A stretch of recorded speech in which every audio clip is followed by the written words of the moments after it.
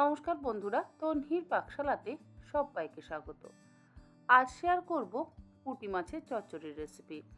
তার জন্য এখানে ব্যবহার করেছি আমি দেশি পুঁটি 500 গ্রাম পরিমাণে।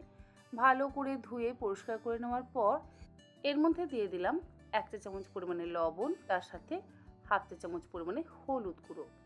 লবণ আর হলুদ গুঁড়ো মাখিয়ে মিনিট 5-6 রেখে দেবো।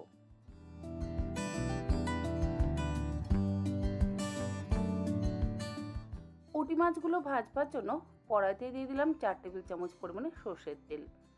এই ধরনের চচ্চড়ি বানাতে গেলে তেলের পরিমাণটা একটু বেশি ব্যবহার করলে স্বাদটা বেশি ভালো হয়। তবে আপনাদের যদি ইচ্ছে হয় আপনারা তেলের পরিমাণ কমাতে পারেন। তেল গরম হতে হতে আমি দেশি পুঁটি মাছ কী করে বোঝা যায় সেটা দেখিয়ে দিচ্ছি। দেখুন, পুঁটি মাছের লেজের দিকে এরকম কালো ছোট্ট একটা টিপের মতন দাগ থাকে। প্রত্যেকটা পুঁটি মাছের গায়ে কিন্তু এরকম ছোট কালো একটা দাগ পাবেন।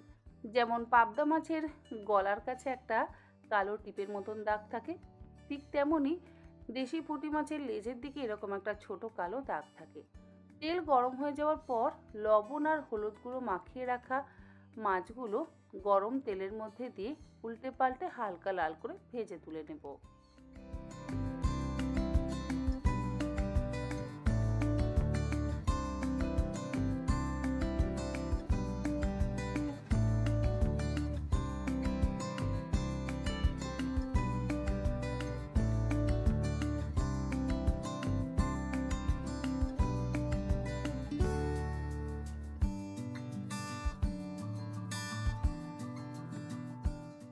পুঁটি মাছ খুব বেশি কড়া করে ভাজবার কিন্তু প্রয়োজন নেই। পুঁটি মাছ যদি আবার একটু বেশি কড়া করে ভাজা হয়ে যায় তাহলে শক্ত হয়ে যাবে, তাই হালকা করে ভেজে তুলে নিলাম। এই মাছের চচ্চড়িতে আমি একটু রসুন বেশি পরিমাণে ব্যবহার করি, তার জন্য নিয়ে নিলাম 15 থেকে 20 কোয়া রসুন। রসুনটা থেতো করে নিচ্ছি।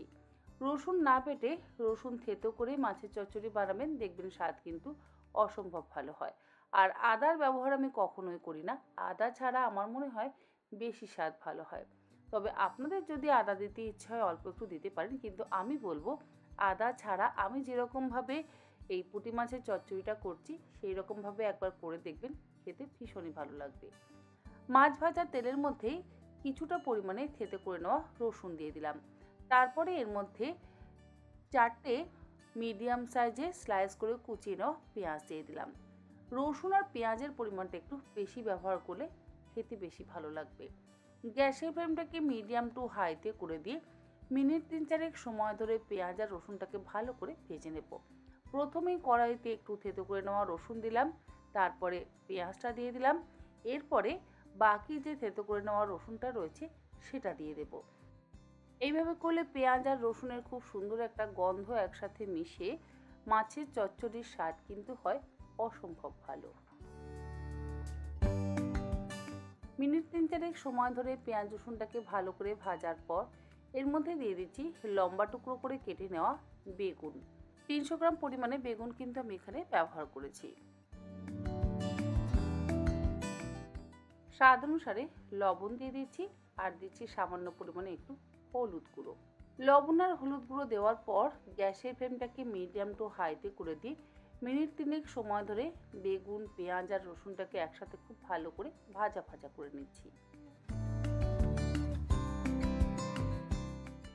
মিনিট 3-4 সময় ধরে ভালো করে ভাজার পর গ্যাসের ফ্লেমটাকে লোতে করে দিয়ে ঢাকা দিয়ে বেগুনগুলোকে কিছুক্ষণ নরম হওয়ার জন্য অপেক্ষা করব। যেহেতু লবণ দিয়ে দিয়েছি তাই আর আলাদা করে জল দিলাম না। এমনিতেই বেগুনের থেকে যথেষ্ট পরিমাণে জল বেরোবে আর সেই জলেই বেগুনটা সুন্দরভাবে সেদ্ধ হয়ে যাবে। মিনিট 3-4 সময় ধরে ভালো করে ভাজা করে নেওয়ার পর ভেজে রাখা পুঁটি মাছগুলো দিয়ে দিচ্ছি। আর মাছগুলো দিয়ে গ্যাসের ফ্লেমটাকে লোতে করে দিয়ে খুব ভালো করে মিশিয়ে নিচ্ছি।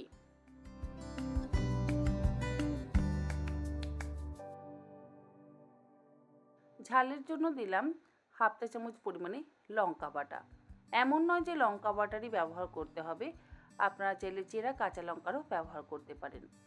আর দিলাম অল্প একটু কাশ্মীরি লঙ্কার গুঁড়ো, ওই হাফ চা চামচ পরিমাণ, যাতে রঙটা খুব সুন্দর হয়। লঙ্কা বাটা আর কাশ্মীরি লঙ্কার গুঁড়ো দিয়ে ভালো করে মিশিয়ে নিচ্ছি। এখনও পর্যন্ত আমি এর মধ্যে জলের ব্যবহার কিন্তু করিনি। একদম শেষে সামান্য পরিমাণে অল্প একটু জলের ব্যবহার করব, যাতে মাছগুলো একটু নরম হয়ে যায়।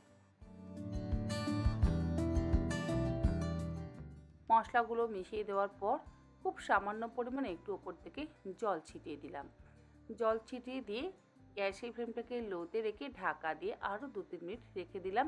ভাপে ভাপে মাছগুলো একদম সুসেদ্ধ হয়ে যাবে। মাছ এমনিতেই নরম জিনিস, এমন নয় যে অনেকক্ষণ ধরে সেদ্ধ করতে হবে। 2-3 মিনিট জল ছিটিয়ে সেদ্ধ করে নেওয়ার পর ঢাকাটাকে খুলে নিলাম। আর সবশেষে দিয়ে দিলাম বেশ অনেকটা পরিমাণে ধনেপাতা কুচি। ধনেপাতা কুচি দিলেও পুঁটি মাছের চচ্চড়িতে স্বাদ অসম্ভব ভালো হয়। ধনেপাতা কুচি দেওয়ার পর মিশিয়ে নিয়ে একদম শেষে সামান্য পরিমাণ একটু চিনি দিয়ে গ্যাসের ফ্লেমটাকে বন্ধ করে দিয়ে এটাকে কিছুক্ষণ স্ট্যান্ডিং টাইমে রেখে তারপর সার্ভ করব। 1/2 চা চামচ পরিমাণে চিনি দিলাম। এমন নয় যে চিনি আপনাদের ব্যবহার করতেই হবে, চিনিটা সম্পূর্ণ অপশনাল, কিন্তু একটু যদি চিনি ব্যবহার করা স্বাদটা ভালো হয়। আপনাদের ইচ্ছে না হলে আপনারা চিনিটাকে অ্যাভয়েডও করতে পারেন। চিনিটা দিয়ে মিশিয়ে নিয়ে গ্যাসের ফ্লেমটাকে বন্ধ করে দিয়ে ঢাকা দিয়ে 5 মিনিট স্ট্যান্ডিং টাইমে রেখে তারপর এটাকে সার্ভ করছি। গরম গরম ভাত আর এইরকম পুঁটি মাছের চচ্চড়ি, তার সাথে যদি হয় একটু মসুর ডাল, তাহলে তার কোনো কথাই নেই।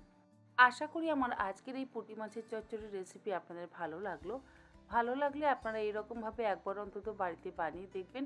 আমার মনে হয় আপনাদেরও ভালো লাগবে। আজ তাহলে এই পর্যন্ত। আবার হাজির হয়ে যাব অন্যদিন অন্য কোনো রেসিপি নিয়ে। ভালো থাকবেন, সুস্থ থাকবেন। ধন্যবাদ।